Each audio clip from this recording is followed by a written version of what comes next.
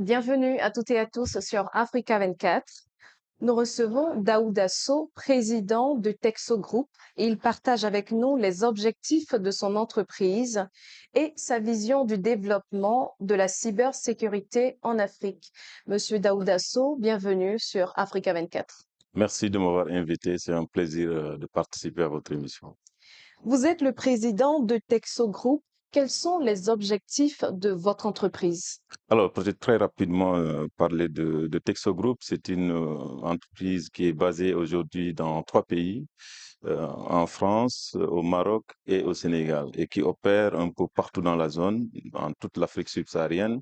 Nous avons des projets en Afrique du Nord, en Afrique de l'Ouest, du Centre et aujourd'hui aussi en Afrique de l'Est. Alors, nous sommes principalement spécialisés dans la cybersécurité. Nous accompagnons beaucoup de banques, les administrations publiques. Aujourd'hui, comme vous le savez, la question de la cybersécurité, c'est une préoccupation majeure pour toutes les administrations, pour les États, pour les entreprises publiques. Et Texo Group qui dispose aujourd'hui d'accréditations reconnues au niveau international, telles que PCI-DSS dans le domaine bancaire, l'accréditation par la Direction générale de cybersécurité au Maroc, qui nous autorise aujourd'hui à pouvoir auditer les infrastructures critiques, les entreprises en tout cas qui sont critiques pour l'État du Maroc. Aujourd'hui, Texo fait partie de la liste. Je pense qu'ils doivent être une liste qui dépasse pas en tout cas les 10. Et donc, cette expertise reconnue à travers le monde, à travers les accréditations dont Texo dispose, nous ouvre aujourd'hui les possibilités d'offrir nos services sur tout le continent. Aujourd'hui, Texo emploie plus de 80 experts en cybersécurité qui sont répartis entre les 3 pays, le Maroc, le Sénégal et la France. En parlant de défis, quels sont ces défis-là auxquels font face les entreprises ou l'économie, les économies africaines de façon générale, selon vous? Alors, je pense que quand on parle aujourd'hui d'économie africaine, je pense que les nouvelles technologies, l'économie numérique contribuent fortement aujourd'hui à augmenter les croissances dans les économies africaines. Et quand on parle d'économie numérique, quand on parle de transformation digitale, la question cybersécurité, elle est au centre. Moi, j'ai regardé hier un rapport qui a été publié par une étude qui a été menée par les équipes de IBM. D'ici 2025, l'impact de la cybersécurité au niveau mondial va dépasser 10 500 milliards de dollars. Et en Afrique, c'était une étude qui a été réalisée il y a de cela quelques années. Là aussi, Kaspersky estimait en 2019 une perte de 3,5 milliards seulement pour les économies africaines. Donc l'enjeu est très important et aujourd'hui les États investissent, veulent. On est là dans le cadre justement du forum d'investissement. Les États investissent dans les infrastructures, investissent dans des programmes de transformation. Mais quand on veut vraiment instaurer de la transformation digitale pour faciliter un peu l'utilisation des nouvelles technologies, avec aujourd'hui l'arrivée aussi de l'intelligence artificielle qui va accroître à coup sûr aussi le risque, les risques, on va avoir affaire à des risques nouveaux. Et donc, prendre la question de la cybersécurité devient vraiment une préoccupation. Et je pense que c'est ce que les États ont compris aussi à travers aujourd'hui les stratégies nationales de cybersécurité. Ils mettent en place des instruments justement pour répondre à ces menaces-là, pour pouvoir accompagner en tout cas l'écosystème numérique pour que cette confiance-là soit instaurée. Et c'est que nous, en tout cas, aujourd'hui, nous essayons de faire à travers ceux qui nous font confiance. Nous avons eu le plaisir, en tout cas, d'accompagner quelques pays dans le cadre de l'élaboration des politiques de la stratégie nationale de cybersécurité, qui est une feuille de route qui décline en quelque sorte les orientations. Et du point de vue opérationnel aussi, ça demande là aussi des retours d'expérience pour pouvoir appliquer justement les directives qui sont élaborées par les États.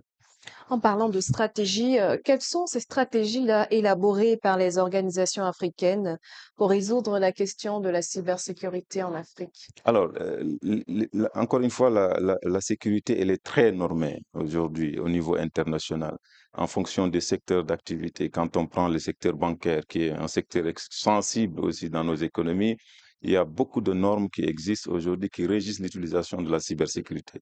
Et j'ai parlé tantôt de PCI DSS, qui est une norme qui protège les données de carte bancaire. Donc, il y a des règlements, il y a une réglementation qui existe. Il y a des directives au niveau des banques centrales qui imposent à toutes les banques commerciales qui utilisent un certain nombre de réseaux de se conformer justement à ces standards-là. C'est la même chose parce que la plateforme de paiement à l'international SWIFT, qui a aussi des incidents dans certaines banques, a élaboré aussi un programme de sécurité qui est fortement inspiré justement de celui que j'évoquais tout à l'heure sur la partie monétique.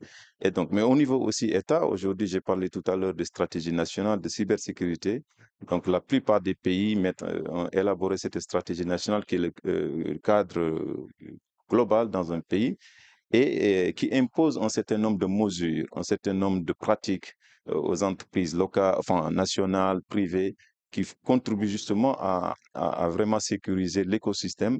Donc, il y en a beaucoup d'initiatives qui sont prises. Et dans les États aussi, aujourd'hui, on a créé souvent des directions spécialisées qui s'occupent de ces questions exclusivement. Et ces directions aujourd'hui aussi appliquent des programmes, élaborent des programmes, accompagnent les entreprises dans déjà la stratégie et ensuite mettent en place des instruments, des outils pour pouvoir justement répondre en cas d'incident, en cas de problème, parce que là aussi, je pense qu'il y a des choses à faire. Et quelle place occupe le capital humain dans cette stratégie-là? Alors, je pense que le défi transverse, et c'est vraiment le challenge. Même nous, en tant que spécialistes, nous souffrons. Nous souffrons justement pour trouver des experts, enfin, qualifiés. Et donc, la question des ressources humaines, elle est vraiment préoccupante. Aujourd'hui, il y a énormément de besoins en termes de cybersécurité. Il y a beaucoup de travail, mais la partie ressources humaines, ça reste quelque chose vraiment qu'on doit encore davantage améliorer à travers des formations spécialisées, à travers des cursus. Et donc, je pense que c'est en train de bouger, mais nous, en tout cas, aujourd'hui, on remarque qu'il y a un manque de compétences, notamment sur le continent, pour faire face à ce besoin qui est là, que ce soit dans les administrations, que ce soit dans le privé. C'est très difficile souvent de trouver des compétences et on en trouve aussi, mais certains préfèrent aller monnayer leur expertise ailleurs parce que ce problème, il n'est pas qu'africain, il est mondial.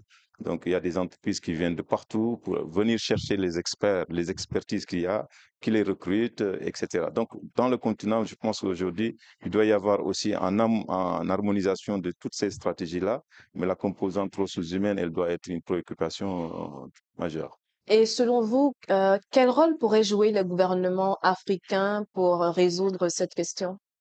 Alors, le rôle que l'État, il est central, hein. Aujourd'hui, il n'y a rien qu'on peut faire dans ce domaine-là sans pour autant qu'il y ait des initiatives de l'État, je l'ai dit tout à l'heure.